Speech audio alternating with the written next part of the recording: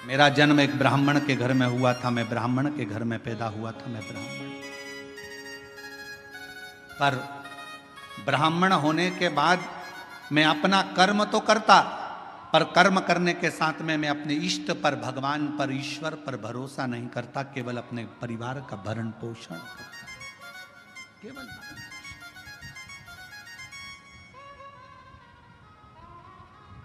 थोड़ा सावधानी रखना। कथा में कई लोग इस कथा को श्रवण कर रहे होंगे तो थोड़ा स्मरण करिएगा इस कथा।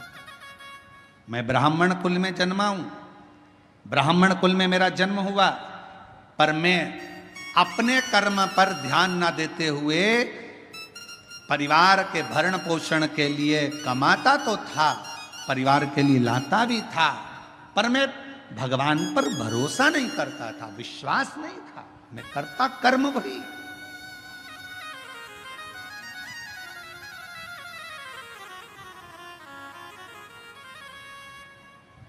शिव महापुराण की कथा कहती है,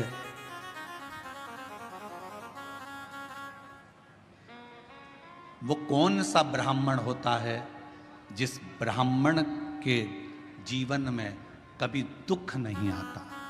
कौन सा ब्राह्मण? तो कहा ब्राह्मण वो श्रेष्ठ है जो भगवान की पूजन करने के लिए यजमान के घर पर तो गया है, पूजन भी कर रहा है, यजमान के दरवाजे पर जाकर, यजमान के घर पर जाकर, या मंदिर, देवालय, शिवालय में भगवान की आराधना कर रहा है, और साथ में गणेश की वंदना करी, गणेश का स्मरण करा, माँ गौरा की पूजन करी, पंच लोकपाल की पूजन करी, षोडश मातृका की पूजन करी, नवग्रह देवता की पूजन करी, भद्रमंडल की पूजन करी, पितृमंडल की पूजन करी, सारे देवताओं की पूजन कर रहा है।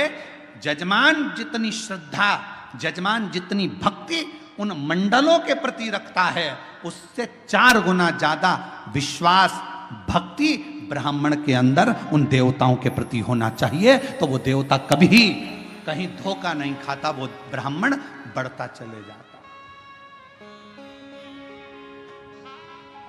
अपने विश्वास पर, अपने भरोसे।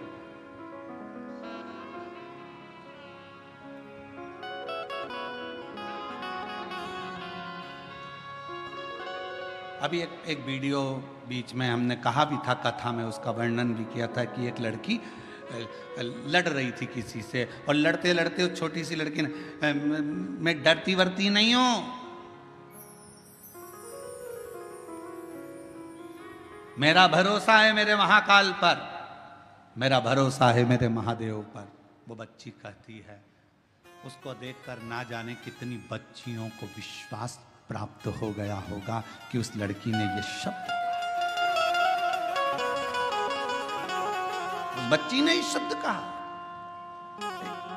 एक पत्र में बात कही है, मेरा नाम सुवर्णा दीपक, सब शोरे, मुकाम पोस्ट सायखेड़ा, तहसील निफाड, जिला नासिक से आए हूं। मेरा मोबाइल नंबर ये है। मेरा बेटा 7 साल से पुलिस की नौकरी की तैयारी कर रहा था। कहीं बैठे हों तो बेलपत्र लेने के लिए आ सकते। 7 साल से पुलिस की नौकरी की तैयारी कर रहा था, पर उसका नहीं हुआ, हर बार हिम्मत हार जाता।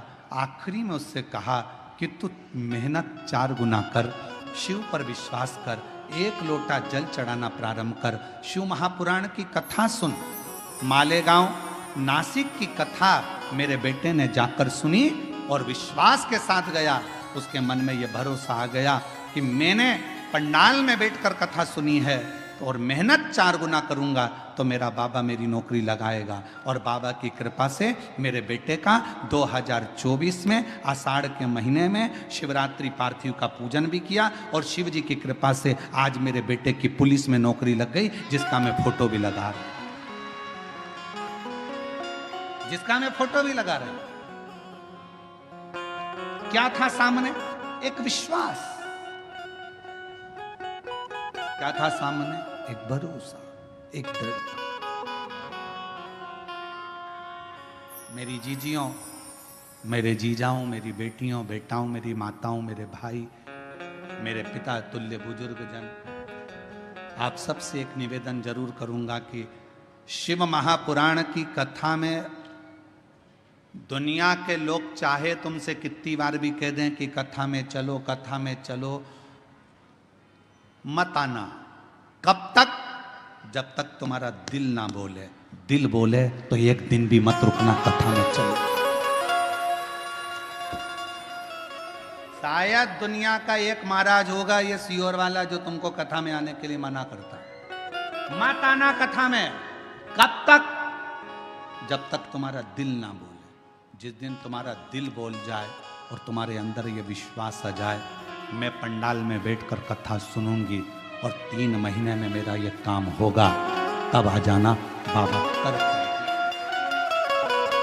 बस हो तो आप मानो तो मैं गंगा मां हूं, ना मानो तो बहता। आपका विश्वास ही नहीं है। पड़ोसन ने कहा चल रही क्या और तुम चल कर आ गए और मन में भरोसा ही नहीं है। ऐसा होता है क्या? ऐसा होता है क्या? ऐसा होता है क्या? ऐसा हो सकता है क्या? कैंसर जैसा रोग समाप्त हो सकता है क्या? ये पत्र हम तो पढ़ते ही नहीं ज्यादा, हमारे पास में इतना टाइम ही नहीं है। परसों एक पत्र आया, परसों इन पत्रों में, ये पत्र हम लेकर भी नहीं जाते सी, और इन पत्रों में नीचे कम से कम 10 से 12 पत्र ऐसे होंगे जिसमें दुनिया के लोगों का कैंसर ठीक हुआ है। ऐसा हो सकता है क्या? विश्वास है तो परमात्मा है, और विश्वास नहीं तो परमात्मा भी नहीं है। विश्वास है तो परमात्मा। भरोसा। कहां जा रही हो? कथा में। क्या मिलेगा वहां? कुछ मिले चाहे ना मिले, इतना विश्वास जरूर है। 3 घंटे की कथा में अगर मैंने 15 मिनट की भी कथा को अपनी जिंदगी में उतार लिया, 10 मिनट की कथा को भी अपने जीवन में उतार लिया, तो ये मेरा विश्वास कहता है, ये मेरा भरोसा कहता है कि मेरा शिव मेरे दुख को, मेरी तकलीफ को, मेरे कष्ट को काटेगा जरूर। ये मेरा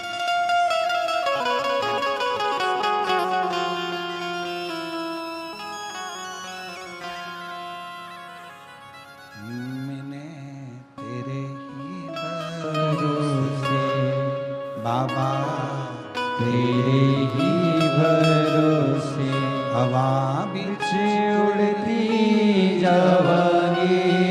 बाबा डोर है तो छठी नाम में कटी जावांगी। भोले मैं तेरी पतंग। ये मेरा विश्वास करता है कि मेरा शिव मेरे साथ है, मेरा शंकर।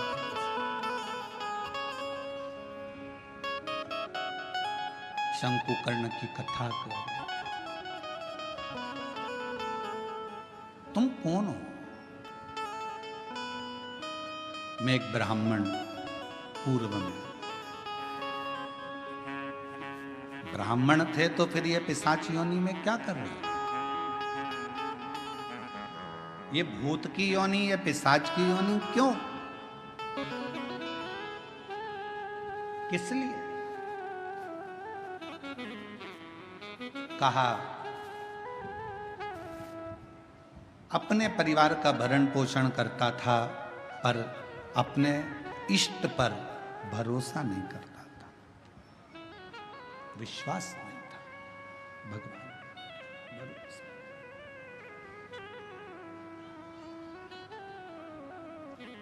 फिर तुम्हारा इष्ट पर भरोसा नहीं था, परिवार का भरण पोषण करते थे, तो क्या तुम्हें इतनी सी बात के पीछे तुम्हें पिशाच की योनि मिल गई? तुम भूत की योनि प्राप्त कर लिए? इतनी सी बात नहीं।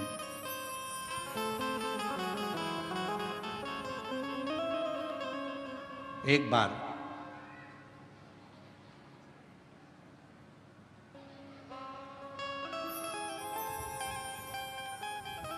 मैं एक देव स्थान पर दर्शन के लिए गया, अपनी अर्धांगिनी को लेकर, बच्चों को लेकर। अर्धांगिनी और बच्चों ने जिद करी तो मैं उनको लेकर एक देवी स्थान पहुंचा।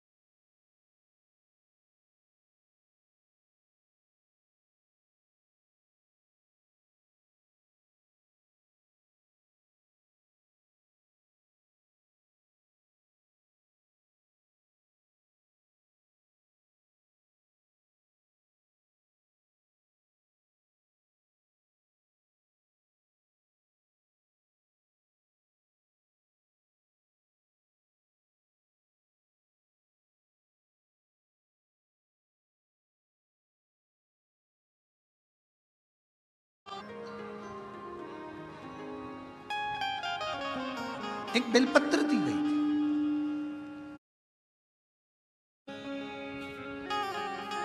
शिव महापुर प्रसाद वितरण नहीं होता।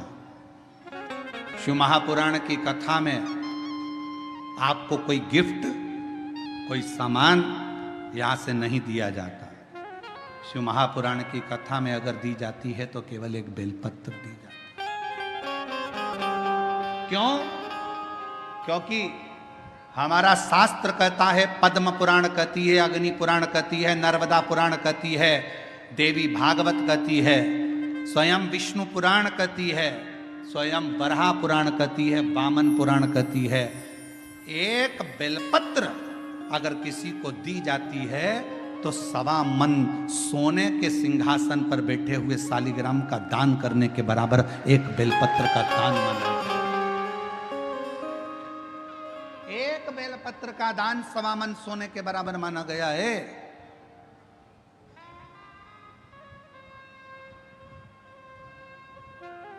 मेरा अंदाजा नहीं रहा। बेलपत्र को मैंने पटक दिया, प्रसाद को हम लोगों ने पा लिया, प्रसाद पाया।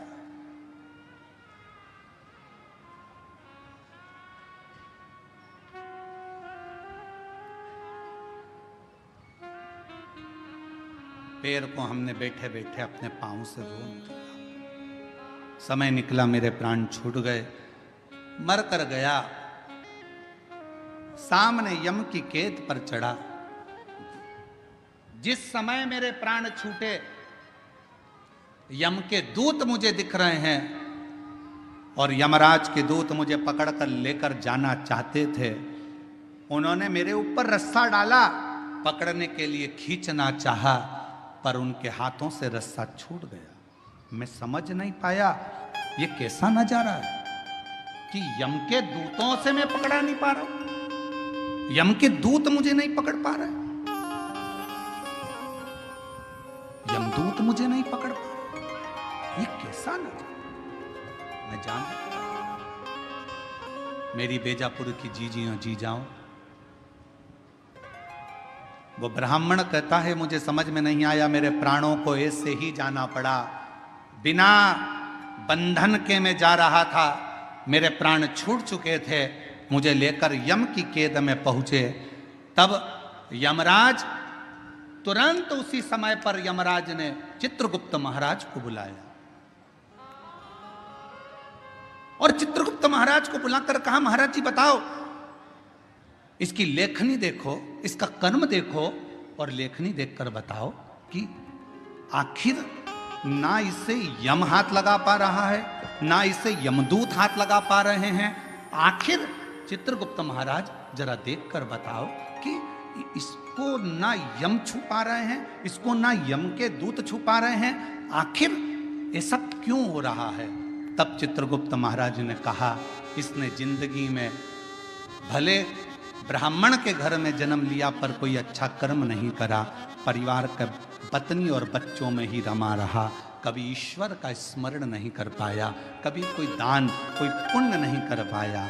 आखिरी में एक मौका मिला था मरने से पहले, इसके हाथ में प्रसाद के रूप में बेलपत्र भी आई और बेलपत्र को इसने जमीन पर फेंक दिया, पांव से रोंद दिया। एक पुण्य, इसके हाथ में लगा वो कौन सा था? इसने प्रसाद की बेलपत्र को, मात्र प्रसाद की बेलपत्र को अपने हाथों से छू लिया था।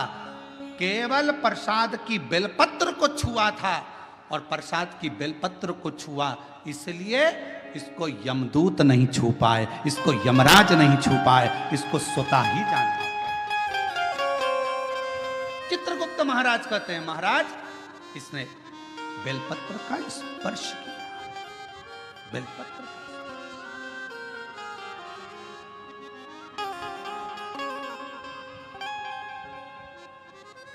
कहा, चित्रगुप्त महाराज इसके पापों की गणना करी जाए, पापों की गणना करी, पुण्य की गणना तो केवल बेलपत्र का स्पर्श। घोर पाप कौन सा करा? तो का एक पाप घोर करा कि बेलपत्री को जमीन पर पटक कर उसे पांव से रोन उतारा। बेलपत्री का कुछ हिस्सा तो अच्छा दिखा, कुछ हिस्सा बेकार हो गया। तो यमदूत ने कहा, यमराज ने कहा, धर्मराज कहते हैं काम करो, इसको भी नरक मत भेजो, ना बैकुंठ भेजो, इसको पिशाच की योनि देकर पृथ्वी पर भेज दिया जाए। पिशाच बने, भूत बने और पिशाच बनकर भटकता रहे। वो पिशाच कहता है कि मैं पूर्व का ब्राह्मण था, पिशाच की योनि में पड़ गया हूं, तुम मेरे पीछे क्यों आ रहे हो?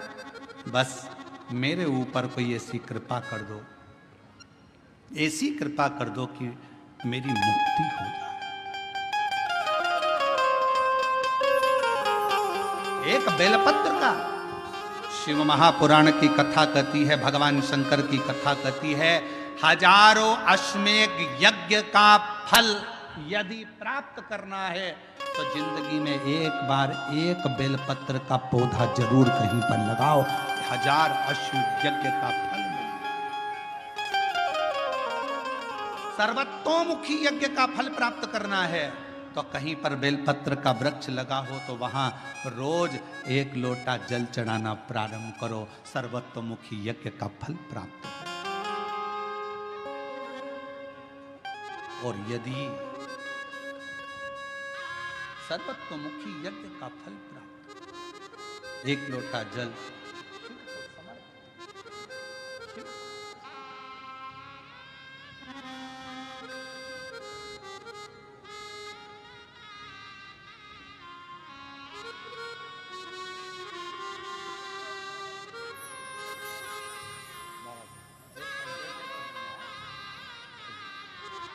बेटे का पुलिस में नौकरी लगा है। जीजी बोल रही इतनी मेहनत करी, 7 साल में हार गया था, पर शिव जी की कृपा से आखिर नौकरी लग गई।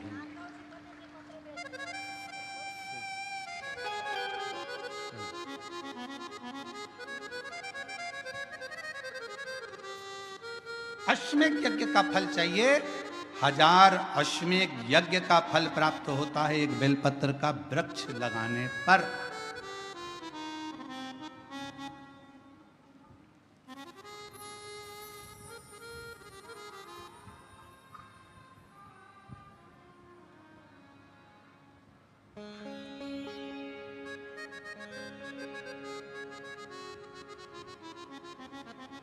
हजारों सर्वतोमुखी यज्ञ का फल प्राप्त हो जाता है, 1 लोटा जल बेलपत्र के वृक्ष में चढ़ाना।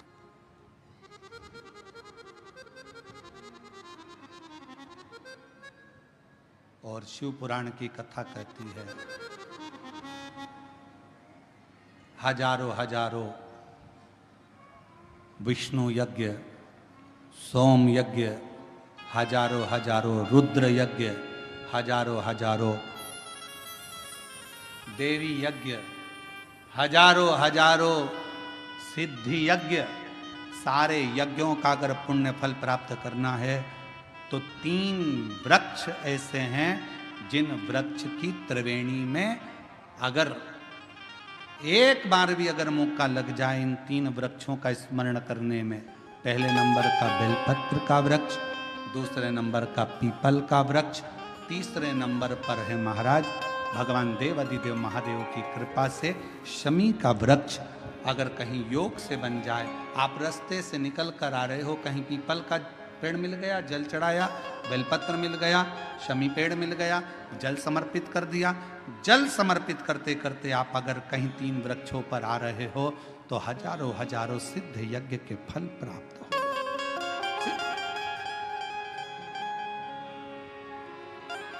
और यदि ये सब नहीं कर सको तो एक बेलपत्र के वृक्ष की सेवा जरूर।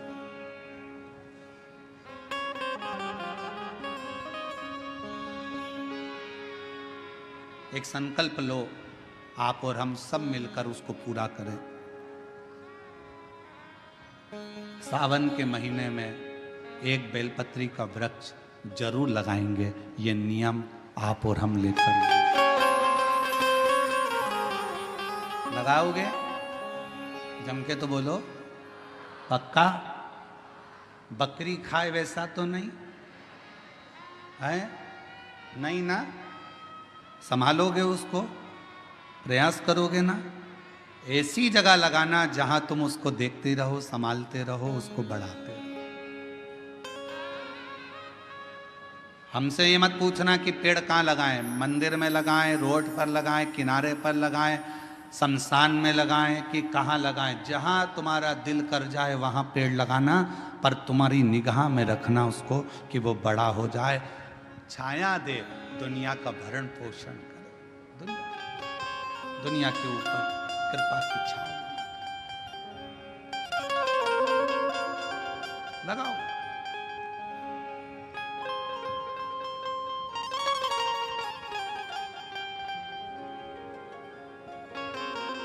शंकुकर्ण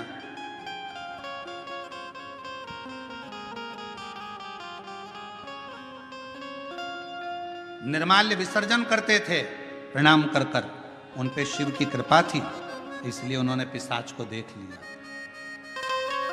नहीं तो कोई पिशाच देख पा रहा?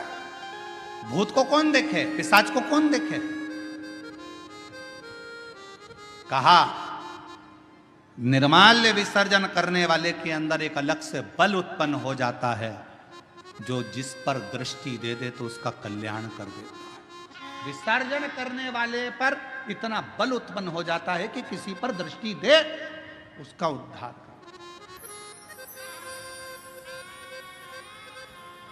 शिव गुरु से क्या कहते हैं?